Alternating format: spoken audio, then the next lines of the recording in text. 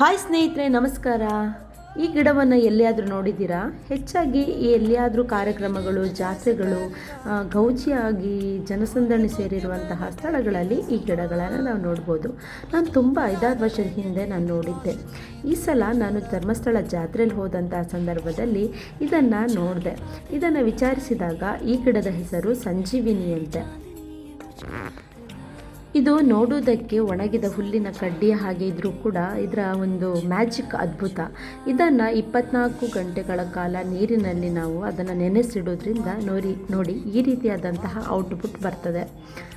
ಇಲ್ಲಿ ನಾವು ನೋಡ್ತಾ ಇರ್ಬೋದು, ಈ ಆಚೆ ಸೈಡ್ ಇರುವಂಥದ್ದು ಒಣಗಿದ್ದು, ಇದು ನಾವು ನೀರಲ್ಲಿ ಹಾಕಿದಾಗ ಸಿಗುವಂಥದ್ದು. ಇದನ್ನು ಒಂದು 7-8 ಕಡ್ಡಿಗಳನ್ನು ಒಟ್ಟಿಗೆ ಅದನ್ನು ಇಟ್ಟಿರುವ ಕಾರಣ ಹಾಗೆ ಬುಷ್ ಥರ ಕಾಣಿಸ್ತಾ ಇದೆ. ತುಂಬಾ ಚೆನ್ನಾಗಿದೆ. ಇದಕ್ಕೆ ನಾನು ಒಂದು ಗುಪ್ಪಿಗೆ ನಾನು 50 ರೂಪಾಯಿ ಹಾಗೆ ಕೊಟ್ಟು ಪರ್ಚೇಸ್ ಮಾಡಿ ನಾನು ಮನೆಗೆ ತಗೊಂಡ್ಬಂದು ಟ್ರೈ ಮಾಡಿದೆ. ಇದು ಆಗುತ್ತೆ ಈ ರೀತಿಯಾಗಿ. ನಾವಿದನ್ನು ಇಂಡೋರ್ ವಾಸ್ ಥರ ಇಡಬಹುದು. ತುಂಬ ಚೆನ್ನಾಗಿದೆ. ಇಂಥವರಿಗೆ ನಾವು ಸಪೋರ್ಟ್ ಮಾಡೋದ್ರಿಂದ ಅವರು ಕೂಡ ಬೆಳಿಬೋದು.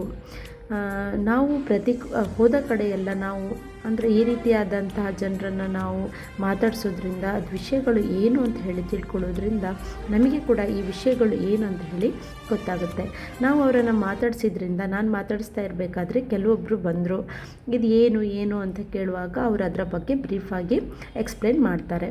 ನೋಡಿ ಸ್ನೇಹಿತರೆ, ನಾವು ಇಂಥವರಿಗೆ ಸಪೋರ್ಟ್ ಮಾಡೋದ್ರಿಂದ ನಮ್ಮ ಒಂದು ಮಾರ್ಕೆಟ್ ಏನಂತ ಹೇಳ್ತೇವೆ, ಎಕನಾಮಿಕಲಿ ನಮ್ಮ ದೇಶ ಕೂಡ ಮುಂದುವರಿಬೋದು, ಪೈಸೆ ವ್ಯಾಪಾರ ಜಾಸ್ತಿ ಆಗುತ್ತೆ.